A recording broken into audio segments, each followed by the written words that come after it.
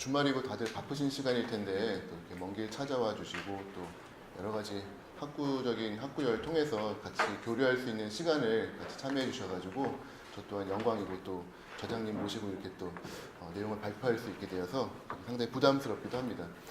제가 오늘 설명드리고 발표드릴 내용은 이 GBR을 예전에는 다 덮는 것을 기본으로 알고 있었는데 최근 이제 컨셉에 조금 변화가 생기면서 이걸 완전히 과연 덮어야 하는가? 사실은 일반 개업 환경에서는 GBR하고 덮고 그 다음에 세컨 서저리 하고 하는 게 사실은 부담스러운 부분이 될 수도 있고요. 그래서 트랜스뮤코자 내지는 넌 서브머지드 GBR 많이 하시는 걸로 알고 있습니다. 그래서 그러한 부분들이 사실은 과학적으로 근거가 얼마나 있는지 또 임상적으로 사실은 앞으로 얼마나 롱텀으로 좋은 결과를 보일 수 있을지에 대해서 좀 화두를 던지고 그 대답을 얻기 위한 과정으로서 차근차근 좀 진행을 해보고자 합니다. 일단은 전신열 사이덱스, 시덱스를 건축을 드리고요. 주제가 이제 비욘드 리밋 투어 베터 투모로 더 나은 내일을 위한 이제 리밋을 넘는다는 개념인데 아마도 제 발표 주제가 그러한 부분이 되지 않을까 싶습니다. 저희 이제 치주과에서는 루트 커버리지를 상당히 많이 하게 되는데 환자분들이 시리다고 내원을 하십니다. 그러면은 터널링 테크닉 같은 걸로 해서 간단하게 박리를 하고요.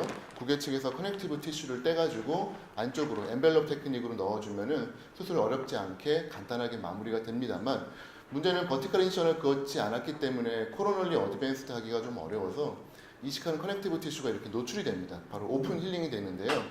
이게 이제 며칠 있다가 와보게 되면은 참 명확한 어떤 학술적 용어가 좀 없는데 옐로우 화이티시한 네크로틱 소프트 플래비 티슈 뭐 이렇게 해서 한국말로 해보면은 희노란 죽은 듯 산 듯한 야들거리는 연조직 뭐 이런 식으로 설명을 할 수 있을 것 같습니다.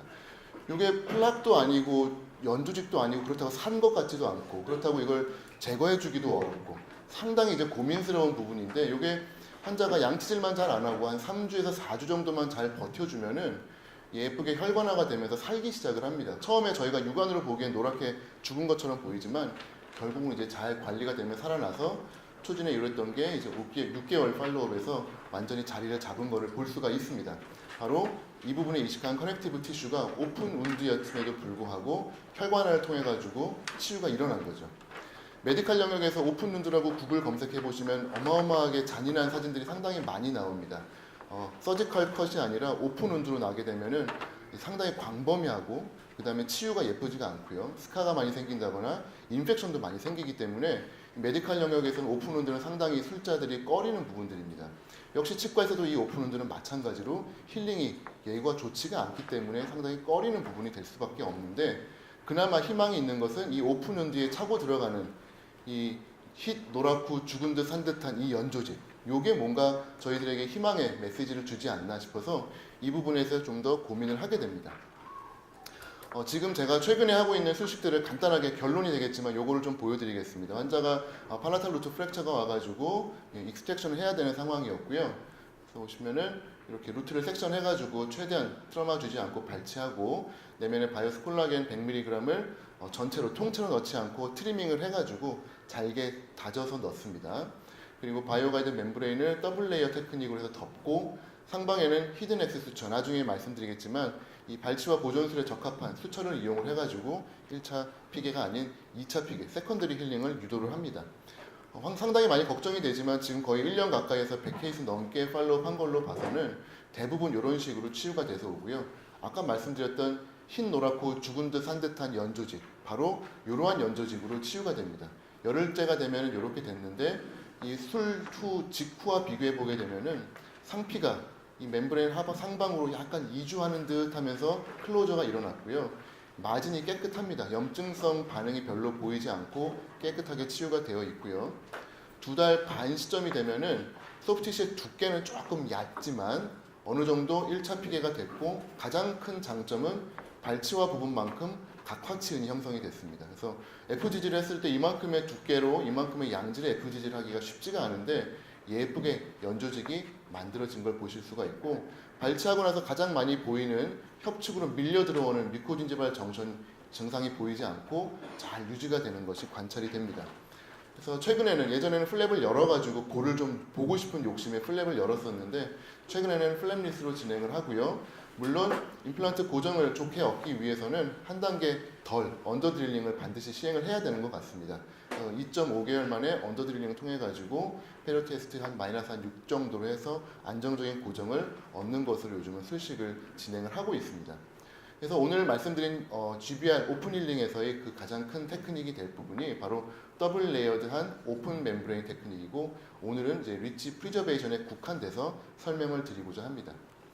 이런 부분들을 제가 보여드리면 대부분 저렇게 넓게 재료를 넣어놓고 노출시키고 수쳐도 멤브레인이 인게이지 안 했는데 저게 과연 될까라는 어떤 두려움 내지는 놀라움, 뭐 이런 반응들을 많이들 보이시는데요. 이제 더 이상 이제 보기 어려워진 유시진 데이가 이제 늘 했던 얘기가 있죠. 막 설레이는 여자분들 많이 계실 텐데 그 어려운 걸 제가 또 해냅니다. 그러면서 죽었다가 다시 살아납니다. 지금 막 되게 밝게 웃고 계신 여자분들 계시는데요. 유시진 대의 입장에서는 멋있죠. 죽었다가 살아나니까. 하지만 이 사람을 기다려야 되는 이 강 선생 입장에서는 과연 이번에는 갔다가 과연 살아올 것인가 라는 두려움이 있습니다. 저희가 어떤 술식을 할 때 환자분 잘 될 수도 있고요, 뭐 안 될 수도 있습니다. 하지만 그 어려운 걸 제가 또 해냈네요 라고 하면은 환자들 중에 비용을 지불해가지고 모험을 하고 싶어하는 환자들은 별로 없겠죠. 그렇기 때문에 저희들이 환자에게 술식을 사용할 때는 프리딕터빌리티 그리고 롱텀 데이터가 가장 필수적인 부분입니다.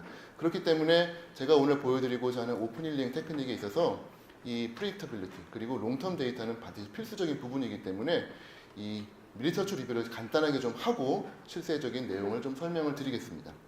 오픈 힐링을 말씀드리기 위해서는 반드시 차폐막, 배리어 멤브레인을 얘기를 안 할 수가 없습니다. 무언가 덮어놓고 오픈을 시켜야 되기 때문에 차폐막에 대해서 좀 설명을 드리겠습니다. 1959년입니다. 어마어마하게 오래전인 것 같은데요. 1959년에 미국 외과학회에서 밀리포라고 하는 저희 중학교 때 실험하면 거름종이 같은 게 있습니다. 그런 거름종이를 개 등에다가 이제 구멍을 파고 안에다가 자가고를 채우고 밀리포어 필터를 덮고 그거를 프라이머리 클로저를 했습니다.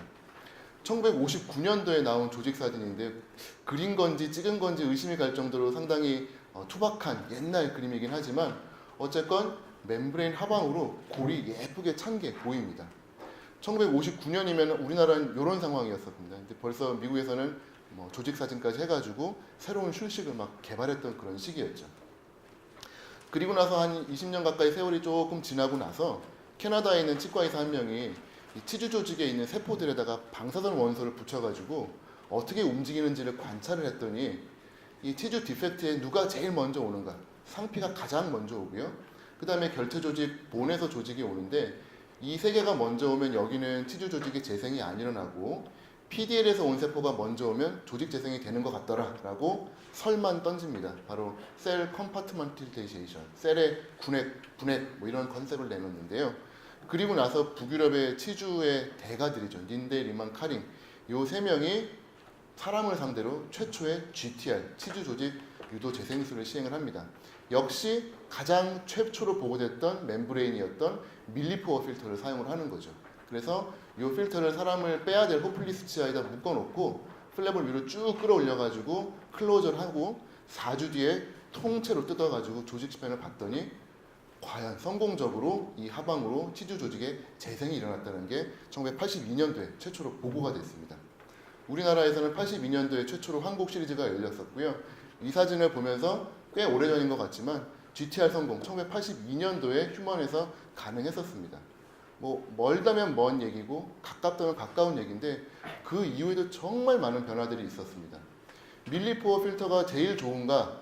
거기에 대해서 의문을 던지고 여러 가지 멤브레인들이 사용이 됐는데 심지어는 러버댐까지 사용을 했습니다. 러버댐 사실 펀치 뚫어가지고 치아에 밀어 넣으면은 멤브레인 어댑테이션이 너무 편하거든요. 그래서 결과는 상당히 참패였지만 어쨌건 유명한 치주학자들이 이런 식으로 러버댐을 이용을 해가지고 GTR 멤브레인을 개발을 했었고요. 미국에서는 아무래도 돈이 많아서 그런지 그 골드 포일, 금박을 이용을 해가지고 멤브레인으로 사용을 했었습니다. 그래서 유명한 치주학자인 프리카드 선생님이 그거를 사용을 했었는데 아마도 연구비가 조금 이제 힘드셨나 봐요. 계속 금박을 쓰다 보니까. 그래서 고민하는 모습을 보고 그 여비서의 남편이 마침 고어텍스 회사에 다니고 있었는데 여보 우리 교수님 너무 고생하는 것 같은데 천 좀 잘라줘봐 해가지고 아마도 천을 갖다 준 것 같아요. 그래서 이렇게 미국과 북유럽 쪽에서 고어텍스를 이용한 GTR 연구가 시작이 됩니다. 이 고어텍스 멤브레인이 얼마나 신통방통한 재료인지 뭐 다들 잠바 한 번씩은 입어보셔서 아시겠지만 이 물이라든지 바람이 들어가지가 않습니다. 이 빨간 천이 고어텍스 멤브레인인데요. 왼쪽은 일반 방수천입니다. 물은 안 통과하지만 바람을 불면 바람이 들어가요. 근데 오른쪽에 있는 고어텍스 쪽은 물은 뿐만 아니라 바람을 불어넣어도 바람이 들어가지가 않습니다. 바로 포어 사이즈를 익스펜션 시킴으로써 큰 입자들은 걸러내고 작은 입자들은 들어갈 수 있게 적절한 포어 사이즈를 만든 거죠. 그렇기 때문에 방수포에서는 불가능하지만 뜨거운 커피 위에다가 고어텍스를 올려놓고 이 유리 글래스 같은 걸 올리게 되면은 물이랑 바람은 안 지나갔는데 이렇게 김은 올라옵니다. 뜨거운 김처럼 작은 스팀, 베포라이제이션 된 것들은 투과하는 이 투과성을 적절히 조절할 수 있다는 게 고어텍스 멤브레인의 장점이었죠. 그래서 그걸 이용을 해가지고 상피와 커넥티브 티슈는 못 들어가고 하방에서 PDL과 본셀은 들어와서 티슈 조직을 재생할 수 있는 게 GTR의 컨셉이었습니다. 이 고어텍스 회사에서 만들었던 아주 유명한 그림이죠. 이 GTR 컨셉을 이용을 해서 복잡한 티슈 조직을 다 만들 게 아니라 뼈만 만들겠다라고 하는 게 본입니다. 가이디드 본 리저너레이션, GBR이 된 거고요. 그 명칭은 스위스 베른 대학의 외과 교수님인 부저 교수님께서 명칭을 만드셨죠. 그래서 이 GBR이 등장을 했는데 GTR 등장한 지 한 6년 정도 있다가 등장을 했습니다.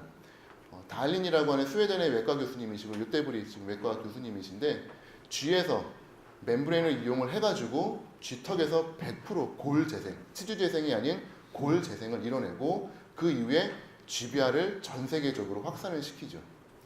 아마 여러분들 GBR 강의하면 빠지지 않는 슬라이드일 겁니다. GBR의 원리라고 해서 이 골 내면 쪽에 이 연조직 세포가 자꾸 들어오니까 요거를 차폐막으로 막아주면은 안쪽에서 골이 차고 와서 달린의 연구처럼 100% 뼈가 된다라는 너무나 환상적인 팬시한 이야기를 합니다. GBR의 원칙이죠. 하지만 저희 실생활은 어떻습니까? 날라리 친구들이 와서 놀자는 것만 잘 막아주면은 우리 아들은 하버드 의대 갈 것 같은 그런 기분이죠. 하지만 저희가 실제로 고려해야 될 것들은 애 머리도 고려를 해야 되고요. 선생님은 어떤지, 집중력, 정작 얘가 의대 가고 싶은지 적성도 중요합니다. 이 환자 팩터, 디펙트 사이즈, 디펙트 형태 모든 것들을 다 고려해야 되는데 마치 차폐막 하나만 잘 고르면은 GBR이 잘 될 것 같은 그런 생각을 하게 됐던 거죠. 그래서 거의 한 20년 가까이 이런 데이터들이 논문에 많이 나옵니다.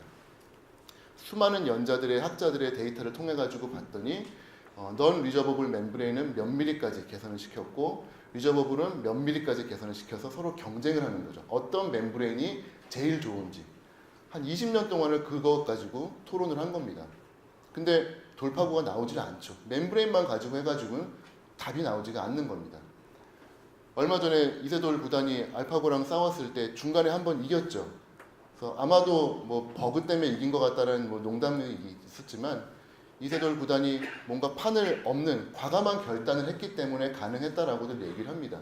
바둑에서는 뭐 판을 흔들다 내지는 판을 없는다는 표현이 있는데 완전 컨셉을 바꿔버리는 거죠. 그래서 뭐 이세돌 구단이 직접 얘기한 건 아니지만 차폐막이 뭔가가 중요한 건 아니고요. GBR의 컨셉, 덮어야 된다는 그런 컨셉을 한번 엎어보자는 겁니다. 물론 GBR을 덮는 컨셉이 가끔씩 뒤집히기도 합니다. 의도하지 않게 노출되는 경우가 그렇죠. 이 고어텍스 멤브레인이 장점이 티슈 컴패터빌리티가 아주 좋다는 게 장점이긴 한데 조작을 잘 못하면 노출이 많습니다. 거의 노출은 한 50% 이상 된다라고들 보고할 정도로 노출이 많고요. 익스포저 되면 바로 인펙션이다라고 할 정도로 노출되면 바로 감염으로 이어집니다. 특히 EPTFE, 고어텍스가 익스펜전 되면서 그 포어 사이즈가 세균들이 이렇게 달라붙게 참 좋은 사이즈여가지고 노출되면은 막 클로렉시딘과 데일리 드레싱 해가지고 어떻게든 4주까지 버텨서 제거하면 그나마 조금 뼈가 돼 있다. 뭐 그런 보고들을 합니다. 그래서 요거 노출된 걸 어떻게 할 것인가 연구가 많았죠. 이스라엘의 치주과 교수님 중에 막의 노출만 연구하신 되게 유명한 분이 계십니다. 이름도 막테이인데요. 막테이 교수님이 이 멤브레인 고어텍스 노출되면은 과연 아래 하방의 뼈가 어떻게 되는가 메타 어널리시스라고 정말 많은 논문을 정리해가지고 환자 수 n으로 곱해서 이 웨이티드 그러니까 가중치를 줘가지고 답을 냈습니다. 고어텍스가 노출이 되면은 6분의 1로 골이 줄어듭니다. 그러니까 고어텍스 멤브레인은 일단은 노출이 되면 안 되는 멤브레인이고요. 조작을 잘 못해서 어떻게든 노출되면은 클로렉신을 해가지고 유지는 할 수 있지만 결과는 6분의 1로 줄어든다고 결론을 내린 거죠. 그래서 이 막을 연구하던 사람들이 그 대안을 내둔다. 다른 거를 컨셉을 본 게 아니라 막을 바꾸자라고 해서 익스펜디드된 PTFE가 아니라 덴스합니다. 얘는 포어 사이즈가 훨씬 작습니다. 그래서 세균이 아예 못 들어가게 막아버리는 그러한 멤브레인을 만든 거죠. 사이토플라스트라고 현재도 쓰이고 있는 아주 유명한 멤브레인이 되겠습니다. 이 멤브레인이 등장을 하다 보니까 세균이 안 들어간다고? 그러면 구강 내에 한번 노출시켜 볼까? 라는 컨셉이 등장을 하고 그게 바로 오픈 멤브레인 테크닉입니다. 상당히 몇 년 전까지 한국에서도 한 시대를 풍미할 정도로 많은 선생님들이 선호했던 술식이 되겠죠. GBR을 하건 이미디엇 임플란트를 하건 발치를 하건 사이토플라스트를 그냥 덮고 노출을 시키는 겁니다. 상당히 재밌는 컨셉이긴 했는데 예전에 시티폰이라고 아마 아시겠지만 삐삐와 핸드폰의 그 중간에 약간 애매하게 공중전화 근처에서 줄 설 필요 없이 전화할 수 있는, 하지만 공중전화가 없으면 전혀 무용지물인 그런 핸드폰이 잠깐 나왔습니다. 그때 분위기는 좋았지만 바로 사그라들었죠. 무언가를 써야 되는데 쓰는 게 복잡하면은 좋은 수식이 아닐 수 있습니다. 제가 이제 좋아하는 호머 심슨이라는 만화에서 보면 명언들이 상당히 많이 나오는데 거기서 제가 제일 좋아하는 명언입니다. 만일에 어떤 일이 하기 어렵다면 아마도 그건 할 가치가 없는 일일 거다라는 명언을 남깁니다. 오픈 멤브레인 테크닉이 왜 어려운가? 만일 어렵다면은 어쩌면 할 가치가 없는 걸 수도 있다라는 생각을 하게 되는 거죠. 그래서 오픈 멤브레인을 많이 쓰신 분들이 연구를 이제 해가지고 결과를 내놓습니다. 보시게 되면은 임플란트를 이미디엇을 하고 본그래프트를 하고 거기다가 사이토플라스트를 덮고요. 3주 때 오픈 멤브레인 테크닉을 했고요. 6주 때 제거를 하면은 하방에 이렇게 빨간 조직이 생겨 있습니다. 그리고 4개월 뒤가 되면 예쁘게 피개가 되죠. 그래서 이 정도 사이즈에서는 크게 부담 없이 진행을 할 수가 있습니다만 동일한 논문을 보시면은 전치부에 광범위한 본그래프트를 하고 멤브레인을 덮었습니다. 당연히 프라이머리 클로저 얻기가 어렵죠. 그래서 띄엄띄엄 멤브레인이 노출되어 있습니다. 자, 4주 뒤에 이렇게 돼 있죠. 오픈 멤브레인을 선호하시는 분들은 이래도 괜찮다. 요거 이제 약간 빨간 거는 염증일 수 있지만 하방으로는 절대로 염증이 타고 들어가지 않기 때문에 괜찮다. 그리고 버틴 다음에 6주쯤 제거하면은 하방에 이렇게 빨간 조직이 생기는데 이 저자들은 요거를 오스테오이드 티슈, 마치 뼈와 같은 조직이라고 하는데 이게 육안으로 봐서 조직을 내놓지가 않았기 때문에 이 연구에서 이게 과연 뼈로 봐야 될지 조금 애매한 부분은 있습니다. 하지만 어쨌건 6주가 지나면 피개가 되기 때문에 이렇게 오픈 멤브레인 테크닉을 해도 괜찮더라. 하지만 디스커션에 이런 얘기를 했죠.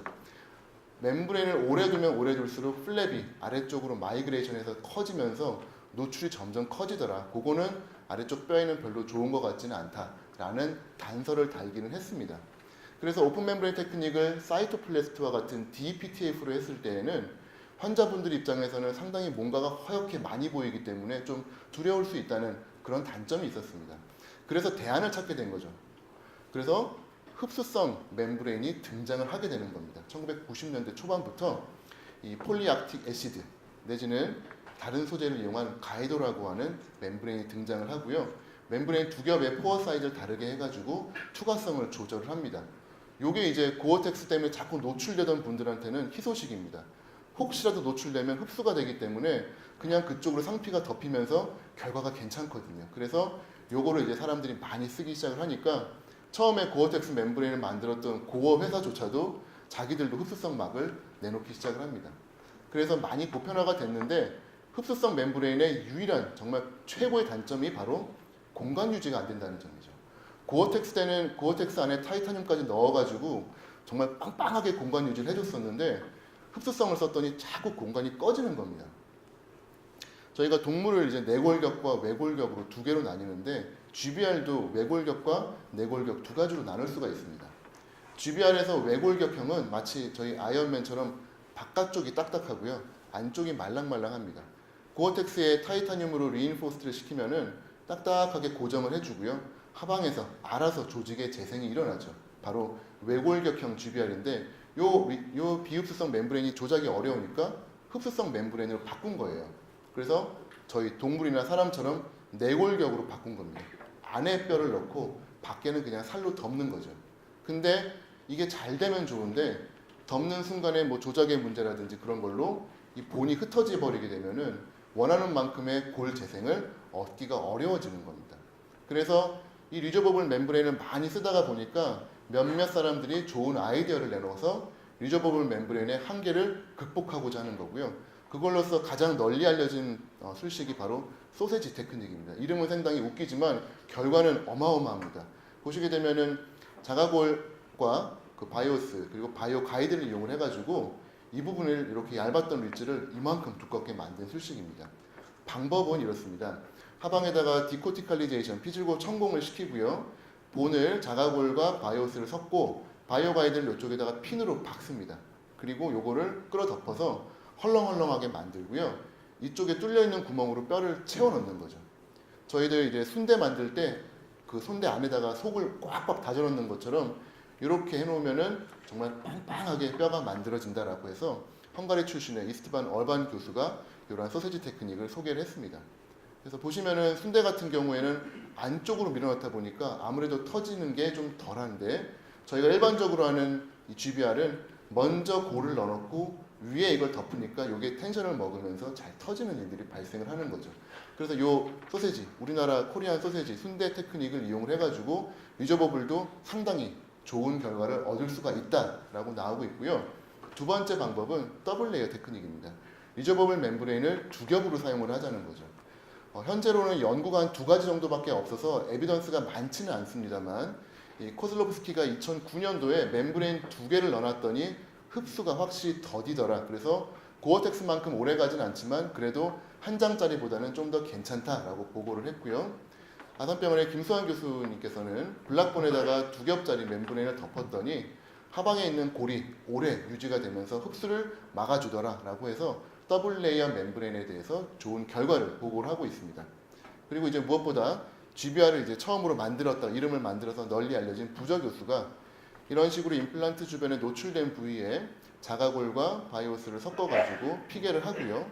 거기에다가 바이오 가이드를 더블 레이어로 덮습니다. 그래서 뼈가 잘 되라는 뜻으로 이렇게 십자가 모양으로 꼭 덮는데 이렇게 십자가로 덮으면은 흡수도 더뎌지지만 이 자가골 쪽에 붙어있는 멤브레인이 마치 접착 성분처럼 뼈에 달라붙어서 하방에 있는 골의 움직임이 좀 덜하는 것 같다라고 얘기를 하면서 자기는 공식적으로 이제 더 이상 고어텍스 멤브레인을 쓰지 않고도 이 더블 레이어 테크닉을 이용을 해서 좋은 결과를 얻고 있다라고 공식적으로 선포를 함으로써 더블 레이어 테크닉이 어느 정도 인정을 좀 받기 시작을 했습니다. 하지만 임상가들은 여전히 흡수성이건 비흡수성이건 하면은 자꾸 터지는 어려움이 발생을 하고요. 특히 디펙트가 큰 경우에 발치를 했는데 발치와 부위가 전혀 이렇게 치유가 안 돼 있습니다. 심한 경우에는 사이너스 멤브레인이 보이는 경우죠. 이럴 때는 이제 레터럴로 아예 윈도우를 열어가지고 안쪽으로 뼈를 넣어서 상악동 거상술을 하고 그 다음에 임플란트를 조심스럽게 언더드릴링을 해가지고 미니멀한 고정을 얻고 노출된 부분에 본 그래프트를 하고 그 다음에 더블 레이어 테크닉을 이용을 해가지고 멤브레인을 덮어주면 어느 정도 프리딕터블한 본 리저네이션을 얻을 수가 있습니다만 결과는 이거죠. 뼈를 많이 넣으면 많이 넣을수록 플랩을 당기면 당길수록 뮤코진지발 정선이 이렇게 끌려옵니다. 이거는 흡수성이건 비흡수성이건 GBR에서 덮는 GBR은 반드시 이런 결과가 나올 수밖에 없습니다.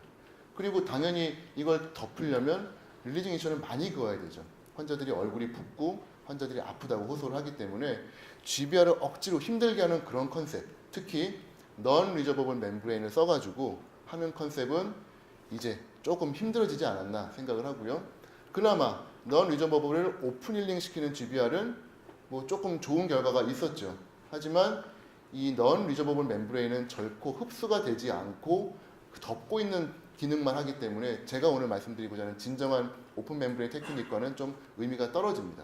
따라서 리저버블 멤브레인을 사용을 하되 요거를 오픈 힐링으로 사용을 하게 되면은 훨씬 더 이상적이고 환자가 덜 분별하고 술자는 편한 그런 술식이 되지 않을까 그렇게 생각을 해서 오늘 여러분들께는 더블 레이어드 오픈 멤브레인 테크닉으로 GBR에 대해서 술식을 설명드리기 전에 리치 프리저베이션에 국한된 부분만 좀 설명을 드리고자 합니다.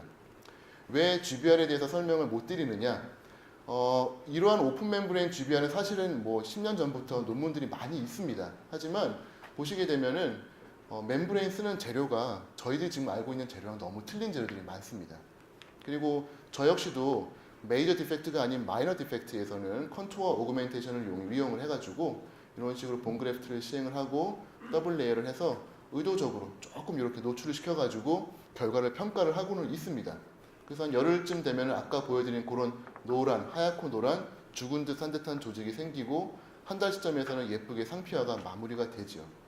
하지만 이 부분에 대해서 제가 이거를 어떠한 결과로 말씀을 드리기에는 좀 부족하다는 게 예전 연구들에서 오픈 멤브레인 대부분 GBR이 사이즈와 쉐입이 전부 다 틀린 디펙트를 연구를 하고 있고요. 사용된 재료도 틀리고요. 술시도 틀리기 때문에 뭔가 정형화된 이야기를, 스탠다이즈된 이야기를 드리기가 좀 어렵기 때문에 좀 더 오랜 시간이 걸리고 나서야 그 부분을 설명을 드릴 수가 있을 것 같습니다.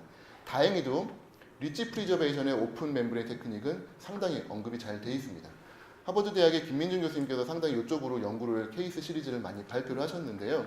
사용된 뼈는 DFDB의 본이긴 하지만 발치와에다가 플랩을 열고 본그래프트와 멤브레인을 하고 프라이머 클로저를 시행을 하지 않았습니다. 릴리징을 안 했다는 뜻이죠. 이렇게 해서 덮고 노출을 시키면은 7일째에는 하얗고 노란 뭔가 죽은 듯 산 듯한 조직으로 피게가 되지만 18일째는 예쁘게 잘 치유가 되더라 라고 보고를 하고 있고요. 2013년도 그 이후에 나온 케이스 시리즈에서는 이제 국내 회사의 제품으로 덴티움 오스테온을 발치와에다 채워놓고 상방에다가 덴티움 콜라겐 멤브레인을 피게한 다음에 프라이머리 클로저를 덮지 않고 노출시켰더니 12명과 18명의 각각 환자에서 비교해 본 결과 조직으로든 임상적으로든 초기에는 치유가 오픈 멤브레인이 조금 느린 것 같지만 4주차부터는 두 군의 차이가 없는 것 같더라라는 보고를 하셨습니다. 그래서 이러한 연구에 이제 힘을 얻어서 저 역시도 오픈 멤브레인을 발치화해서 스탠다이즈 시켜서 연구를 진행을 하게 된 거죠. 그래서 제가 확인하고 싶었던 건 두 가지였습니다. 첫 번째는 발치화에다가 고리시책을 하고 멤브레인을 덮은 다음에 프라이머리 클로저를 덮는 게 아니라 요거는 힘들거든요. 환자도 힘들고 술자도 힘들고 호머 심슨은 힘들면 할 가치가 없다라고도 얘기를 했기 때문에 요거는 아니고요. 2011년도 연구의 근거를 토대로 멤브레인을 노출시키되 그냥 기다리는 겁니다. 멤브레인 노출시킨 상태로 2주, 6개월. 하지만 저는 6개월까지 기다리지가 않고 4개월에서 엠플란트 들어가고 조직 트레파인의 10편을 체득을 했습니다. 그 근거는 카다르폴리의 1년의 연구를 통해 가지고 발치와 보존술 후에 오픈 멤브레인을 해도 4개월 뒤면 임플란트를 심는데 전혀 문제가 없다라는 연구의 근거가 있었기 때문에 이렇게 오픈 멤브레인을 한 뒤 4개월 뒤에 임플란트를 들어갔고요. 두 번째 확인하고 싶었던 건 이겁니다. 골 이식제가 옛날처럼 파티클처럼 날아가는 뼈면은 뭔가를 덮어야 되는데 최근에 나오는 골 이식제는 콜라겐이 한 10%가 섞여 있어가지고 이게 상당히 좀 떡진 개념으로 넣을 수가 있기 때문에 재료가 잘 도망을 가지를 않습니다.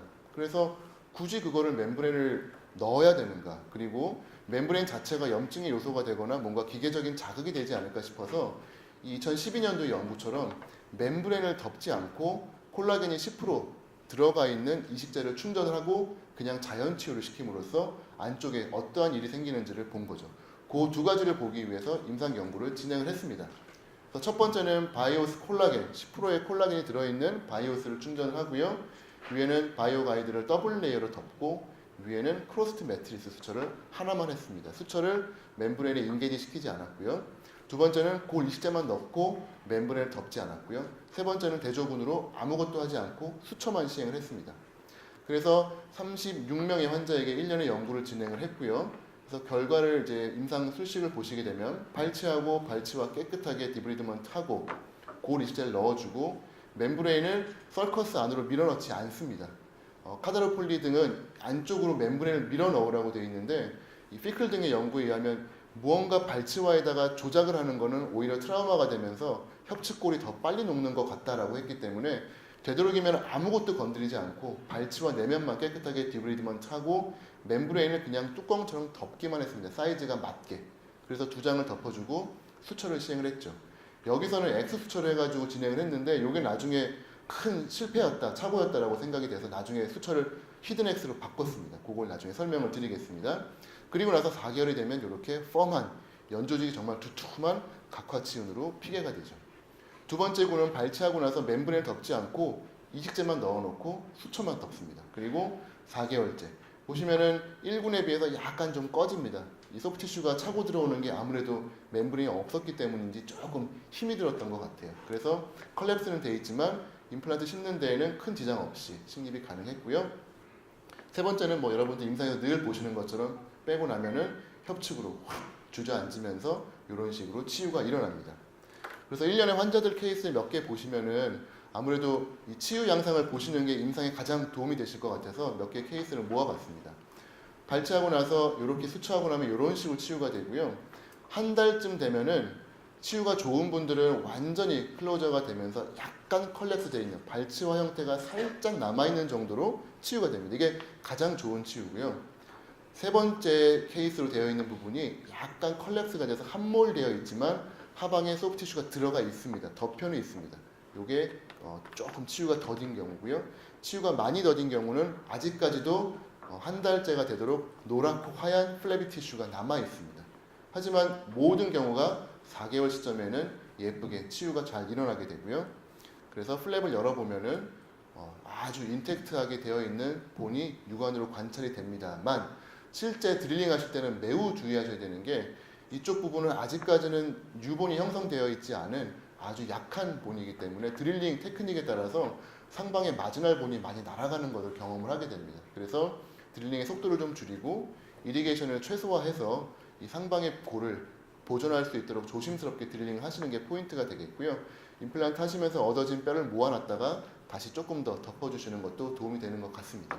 그래서 어쨌건 고정 얻는 데는 전혀 문제가 없었고요. 마지막으로 이제 보철 보내기 직전에 보시게 되면은 각화치인이 아주 촘촘하게 이루어져 있어서 보철과 교수님이 요즘 보내는 환자분들은 다 연조직이 참 좋습니다라는 얘기를 할 정도로 발치와 보존술을 통해 가지고 이런 식으로 오픈 힐링을 시켰더니 발치와 형태만큼의 이 각화치은이 만들어지면서 임플란트 주변으로 아주 두꺼운 각화치은을 만들 수 있다는 장점이 생겨서 저는 발치와 보존술의 가장 큰 장점은 협측 골 꺼지는 걸 막는 것도 물론 의미가 있지만 상방의 연조직과 각화 조직을 아주 극대화시킬 수 있다는 게 가장 큰 장점이 아닐까 그렇게 생각을 합니다.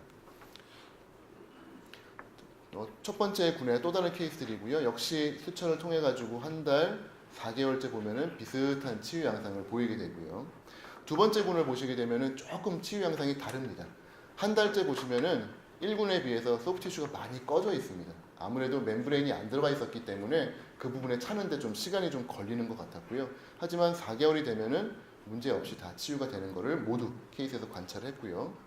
세 번째 군은 뭐 당연히 아무것도 안 했기 때문에 뭐 안쪽으로 꺼진다거나 아니면 협측으로 쭈그러드는 형상 등을 많이 관찰을 하게 되고 아까 말씀드린 대로 각화치은이 많이 안쪽으로 밀려 들어가 버리죠. 그래서 이 부분에 각화치은을 오픈 힐링 시켰으면 두툼하게 유지할 수 있었을 텐데 이렇게 로스 시키는 게 좀 아까운 부분이 아닌가 그렇게 생각을 합니다.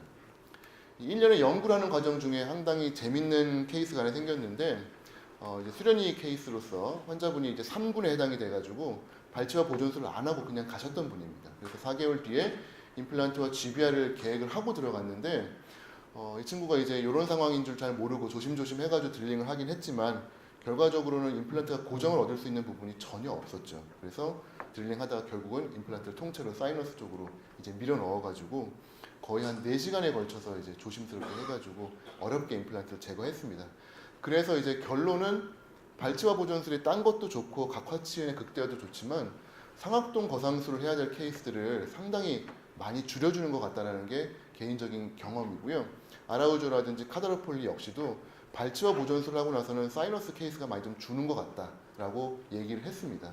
결국은 상악동 거상술을 해야 될 케이스에 발치와 보존술을 통해 가지고 보존술을 시행을 하시면은 버티칼로 본을 올리는 것 중에서 발치와 보존술만큼 좋은 방법은 없는 것 같아요. 그래서 상당히 많이 뼈를 올릴 수 있기 때문에 상악동 거상술을 피하고 간단하게 임플란트를 심을 수 있는 방법이 아닐까 그렇게 생각을 합니다.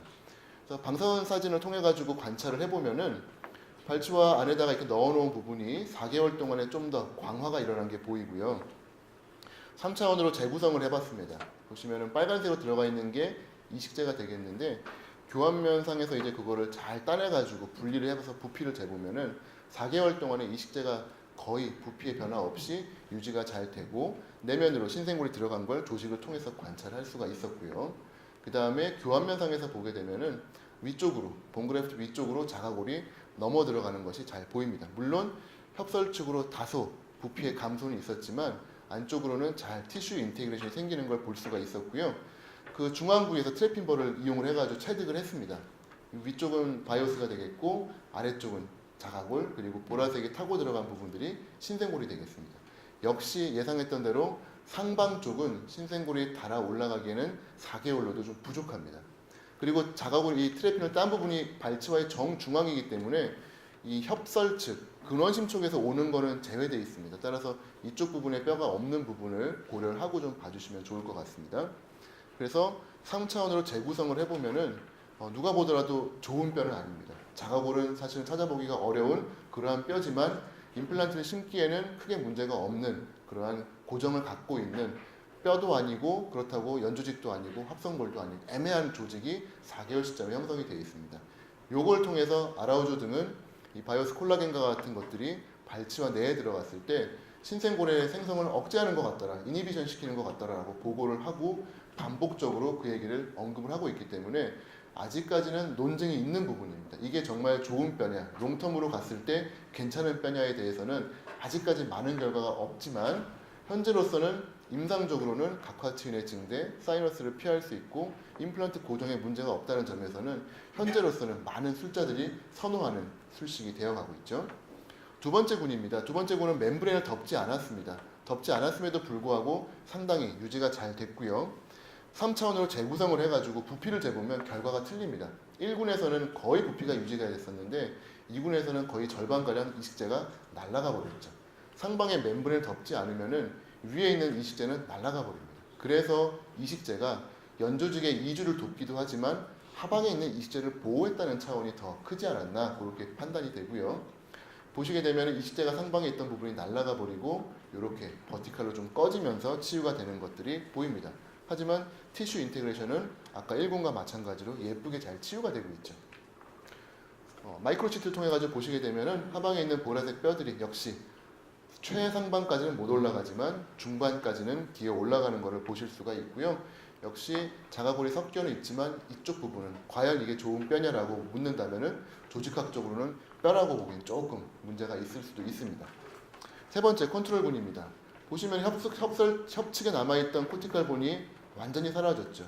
이 아라우저가 늘 얘기했던 번들본이 사라져 버렸습니다. 그리고 임플란트 심었을 때 협측으로 디센스가 생길 수밖에 없는 현상들이 생겼죠. 연구에 따르면은 발치와 보존술을 안 하고 시행을 했을 때 추가적인 GBR을 할 확률은 약 40%. 다행히 60%는 GBR 안 하고 조금 깊게 심거나 하면은 GBR을 피할 수는 있지만 GBR을 해야 되는 경우들이 40%가 발생을 했고요. 저희 연구에서도 비슷한 수치가 추가적인 GBR이 필요했었습니다. 교환면상에서 보시게 되면은 이런 식으로 협설측으로 많이 그리고 수직적으로 쭈그러든 걸 보실 수가 있죠. 마이크로시티를 통해 가지고 트래핀 벌을 보시게 되면 신생골이 자라 올라오는데 확실히 아까보다는 더 좋은 뼈들이 있습니다. 트라비큘라이션이 보이고 우분벌의 형태로 훨씬 더 좋은 자가골이 올라와 있지만 대신에 한계는 좀 있죠. 많이 올라가지는 못했습니다. 이 위에 뭔가 덮지 않았기 때문에 소프티슈가 밀고 들어와서 그렇죠.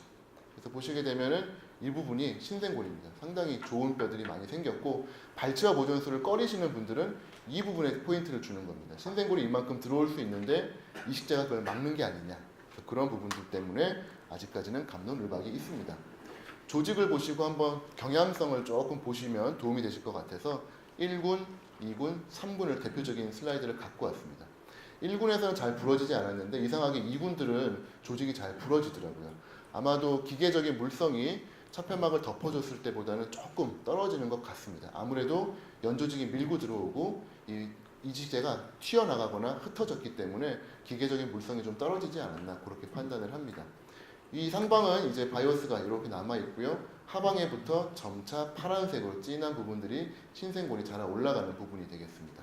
역시 자가골만 있었던 부분들은 연조직이 훨씬 두껍게 밀고 들어간 것을 관찰을 할 수가 있지만 하방에는 좋은 자가골이 재생이 되어 있죠. 1군들 환자들 중에서 대표적인 케이스들입니다. 역시 하버드 의대를 모두가 갈 수 없는 것처럼 뼈가 잘 되는 사람들은 뼈가 어마어마하게 차 올라오는 걸 확인을 할 수가 있고요. 염증이 조금 생기는 분들은 또 어느 정도 염증이 생기는 것 같습니다만 대략적으로 대표적인 이런 결과가 만들어지는 것 같고요. 2부는 아까 말씀드렸던 대로 잘 찢어집니다. 아마도 기계적인 물성이 좀 떨어지는 것 같은데 재료들이 많이 흩어져 있습니다. 뭔가 차폐막이 없으면은 하방에서 이 시체들이 움직임을 갖는 것 같은 인상을 좀 받았고요. 상방에 있는 연조직 피계가 예쁘게 치유가 되지가 않습니다. 그래서 이러한 부분들이 반드시 오픈 멤브레인이 사용이 돼야 되는 근거가 되는 것 같고요. 연조직 제일 예쁜 거는 그냥 자가치유입니다. 연조직만큼이 정말 어마어마하게 두껍게 만들어지면서 상피도 레테페그도 잘 예쁜 연조직이 생기지만 이 부분이 너무 많이 생기다 보니까 자가골이 못 올라오죠.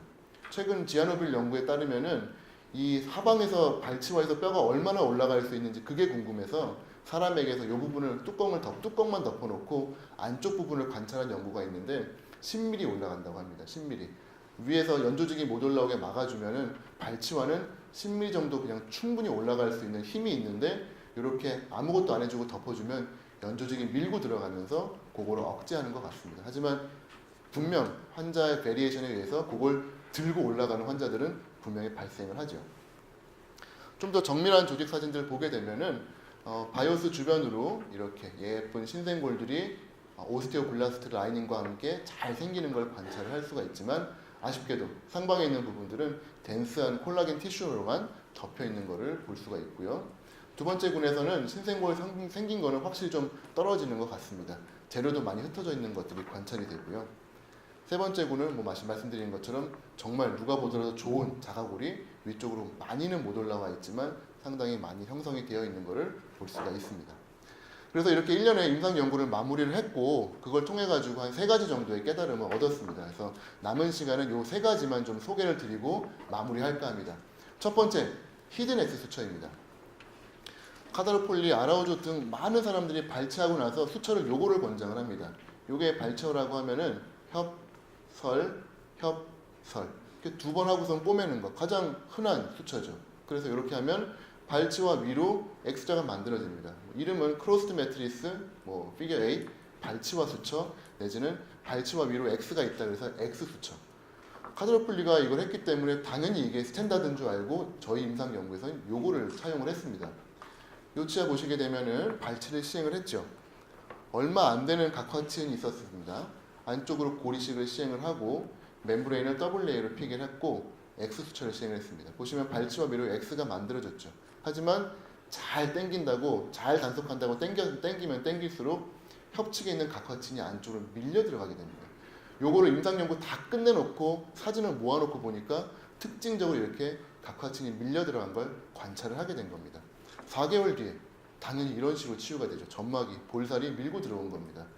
어떻게든 링구얼라이트 인시전 조심스럽게 그어가지고 임플란트 트래핀 따고 임플란트 심어가지고 결국은 협측에 만들어주긴 했지만 처음부터 수처 하나만 바꿨어도 훨씬 편한 결과가 나왔을 겁니다. 바로 히든엑스 수처죠. 동일한 방법으로 GBR 고리식 시행하고 멤브레인을 더블 레이어로 피게를 했고요.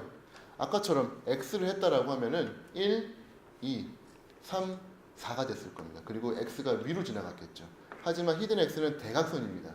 1, 2, 3, 4 이게 바뀌는 거죠. 그래서 이런 식으로 대각선으로 바꿔가지고 하게 되면 위로 지나가던 X가 멤브레인 직상방으로 지나가고요. 보시는 것처럼 협설 측에는 수처가 전혀 걸리지가 않습니다. 따라서 당기면 당길수록 협설 측으로 발생하는 벡터는 전혀 없고요. 오로지 근원심 측으로만 힘이 발생을 합니다. 그리고 당기면 당길수록 어떤 경우는 이게 조금 울면서 더 협측으로 밀려나가는 경우도 발생을 하는 것 같습니다. 따라서 저는 그 이후에 이제 모든 발치와 케이스에서는 히든엑스 수처를 시행을 하고 있고 논문을 통해 가지고 이제 좀 더 보편화를 시키려고 지금 노력을 하는 중입니다. 수처 방법은 너무나 간단하기 때문에 나중에 동영상을 통해 가지고 자세히 좀 설명을 드리겠습니다. 따라서 아까 처음에 보여드린 케이스랑 똑같죠. 각화층 이렇게 얼마 안 되는 케이스인데 본그래프트하고 멤브레인 덮고 히든엑스 수처로 하게 되면은 협측의 각화층이 그대로 유지가 됩니다. 아까는 이게 분명히 밀려 들어왔을 텐데 수처만 바꿔도 이렇게 넓은 각화층을 만들 수가 있죠. 요 모든 이제 술식에 관련된 동영상은 유튜브에 들어가시면은 JC 파클랜드라고 제가 이제 채널을 만들어 뒀습니다. 그래서 강의에 쓰이는 모든 동영상들은 업로드를 해놨기 때문에 언제든지 들어가셔서 보실 수가 있고, 구독을 해주시게 되면은 새로운 동영상이 업로드가 되면 이렇게 푸시 알림이 갑니다. 좋아요 한 번씩 눌러주시면은 감사하겠습니다. 자, 그래서 오늘 뭐 유튜브에 들어갈 동영상이긴 하지만 간단하게 보여드리면은, 저는 요즘 이제 발치하는 케이스에서는 거의 99% 발치와 보존술을 시행을 하고 있습니다. 첫 번째, 환자도 편하고요. 저도 너무나 편하기 때문에 그렇습니다. 발치 시행할 때에는 가장 포인트는 엔도리전과 인접치에 사랑니가 있으면은 인펙션 리스크가 엄청 높아지기 때문에 엔도리전은 반드시 에이펙스까지 깨끗하게 디브리드먼트를 해야 되고요. 바로 인접한 사랑니가 있으면 꼭 빼셔야 됩니다. 본그래프트를 넣을 때에는 통째로 넣는 게 아니라 트리밍을 해가지고 작은 조각조각을 넣어라 라고 알려져가 있고요. 요거 이제 밀어넣는 힘에 대해서는 기존에는 포스가 없이, 텐션 없이 넣으라고 되어 있었는데, 나중에 말씀드리겠지만 요즘은 저는 강하게 힘을 넣어서 충전을 하고 있습니다. 그래서 그거에 대해서도 좀 설명을 드리겠습니다. 중요한 부분은 절대로 욕심이 지나쳐가지고 오버필링하면 안 됩니다. 오버필링하면 100% 상방은 다 날아가기 때문에 골보다 직상방 한 1, 2mm 정도, 약간 올라온 정도는 괜찮은데 소프티슈에 인게이지가 될 정도 높이 하시면 그건 다 날아가는 것 같고요. 멤브레인 적용할 때에는 바이오가이드 특성상 물에 젖어 있으면은 조작하기가 너무 어렵습니다. 그래서 이거는 원샷 원킬이라고 제가 표현하는데, 한 번 적용하면 그냥 끝입니다. 조작을 하기 시작하면 그때부터는 완전히 이제 말려버리기 때문에 한 번 넣고 어시스트가 잘 도와가지고 저걸 잡아주면은 이제 그 다음부터 피게를 하면 되고요.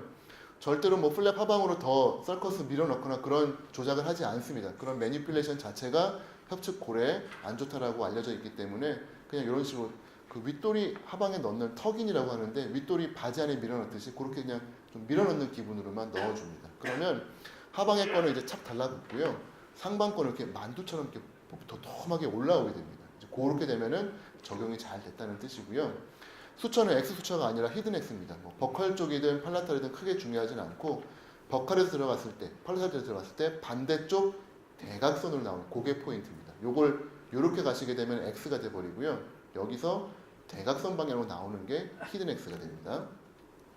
이렇게 해서 진행을 하시고, 저는 마진으로부터 조금 거리를 두고 자입하는 걸 추천을 드리는데, 워낙 발치와 자체에 염증이 있었던 경우에 연조직이 얇은 경우가 있어서 혹시라도 그 부분부터 찢어질까봐 싶어서 되도록이면은 이렇게 좀 깊죠. 한 3, 4mm 넘게 깊게 자입을 해가지고 갑니다. 그래서 1, 2, 3, 4 해서 수철 하시게 되면은 멤브레인 상방으로는 X자가 발치와 안쪽으로 만들어지게 되고요.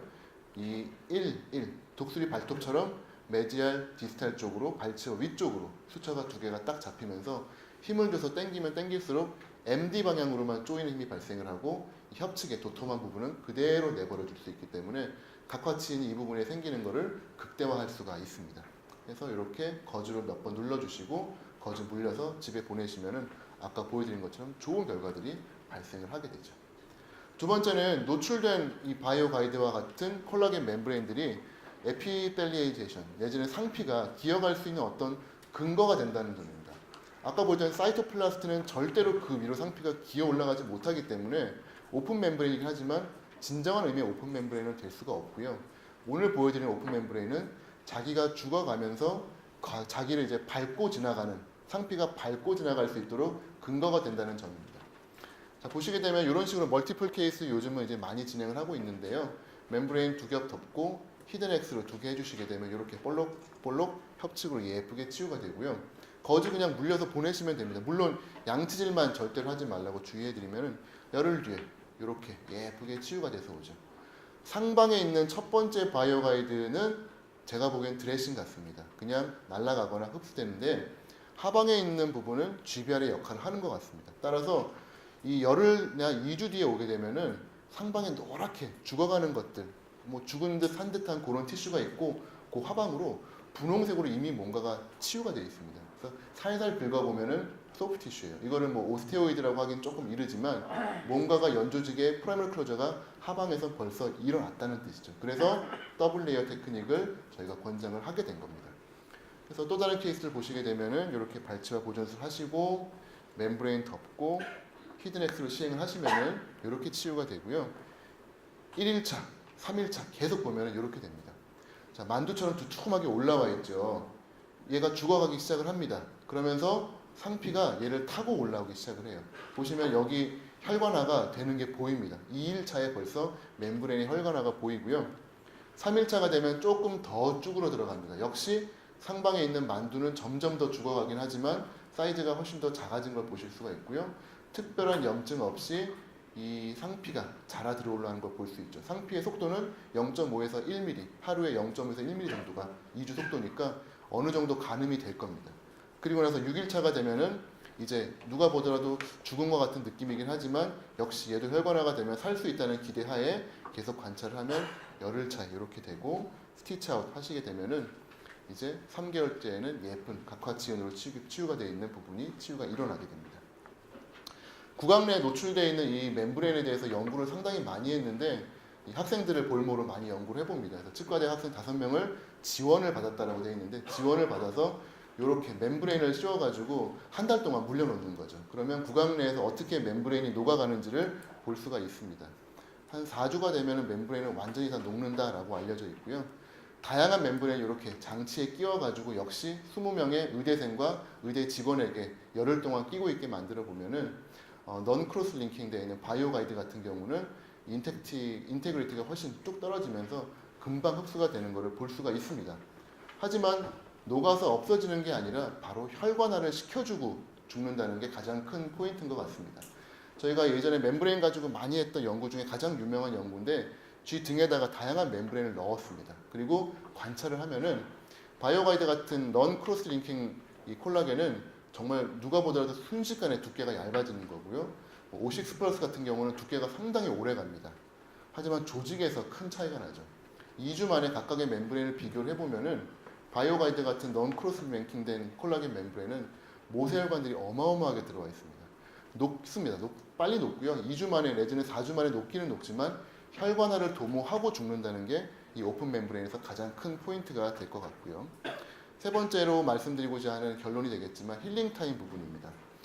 저희가 이제 발치와 보존술 하고 나면 대부분 저희가 갖고 있는 컨셉은 4개월 뒤에 임플란트 심어야 최소한 된다라는 게 카다라폴리나 아라오이조 등의 연구를 근거로 한 건데 그걸 좀 당기면 어떨까라는 그런 간절함이 생기죠.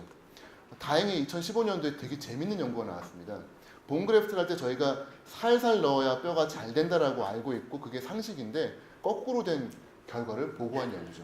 물론 쥐 머리이기 때문에 토끼 머리이기 때문에 사람과 좀 틀리겠지만 본그래프트를 꽉꽉 다져 넣었더니 오히려 뼈가 더 잘 된 경과들이 등장을 했습니다. 그래서 지금 제가 연구하고 있는 부분은 이 포스에 대한 부분이고요. 발치와에다가 발치와 이식술을 할 때 5N으로 아주 약하게 본을 채운 경우와 30N으로 환자의 턱이 움직일 정도로 힘을 줘가지고 다진 경우에 봤을 때 아직까지는 임상적으로 조직학적으로 확인은 못하고 있지만 임플란트의 고정면에 있어서는 아무런 문제가 없었고요. 식립 시기를 지금 2달 반으로 당겼습니다. 그래서 현재로서는 이제 이런 RAP 현상에 의해 가지고 아직까지는 완벽하게 골이 안 돼 있지만 임플란트를 하면서 드릴링을 해가지고 혈관을 좀 촉진을 해주면서 그 부분에 신생골이 좀 더 생기지 않을까 그렇게 기대를 하고 있고 기존에 가지고 있던 임플란트 한 6개월 정도 발치하고 GBR하고 세컨했을 때 완료되는 한 6개월 시점에서 지금 저희가 발치와 보존술 하게 되면 약 7개월 정도를 보고 있거든요. 요거를 좀 4개월, 초기 4개월을 한 2.5개월까지 좀 앞당기면은 기존의 방법보다 한 0.5개월 좀 당길 수가 있습니다. 그래서 이 부분에 대해서는 좀 더 많은 임상 연구를 통해 가지고 결과를 근거를 가지고 좀 보고 드릴 수 있기를 기대하고요. 현재 이제 하고 있는 연구들 중에 또 하나는 오픈 멤브레인 테크닉을 이용해 가지고 루트 커버리지를 시행하는 방법입니다. 그래서 피놀 서전 테크닉을 이용해 가지고 멤브레인을 피결하게 되면은 역시 비슷하게 흰 듯 노른 듯 하면서 치유가 잘 일어나는 것들이 관찰이 되고요. 지금 현재 또 역시 GBR에서도 오픈 멤브레인 이용을 해가지고 결과들을 지금 모으고 있기 때문에 아마 조만간 결과들을 여러분 앞에 논문을 통해 가지고 좀 보여드릴 수 있지 않을까 생각을 합니다. 그래서 좀 짧은 시간이었지만 오픈 멤브레인 테크닉을 통해 가지고 한번 좀 판을 없는 생각을 좀 해보시면은 혹시 임상에서 좀 더 좋은 결과들을 얻으실 수 있지 않을까 생각을 합니다. 네, 경청해 주셔서 감사합니다.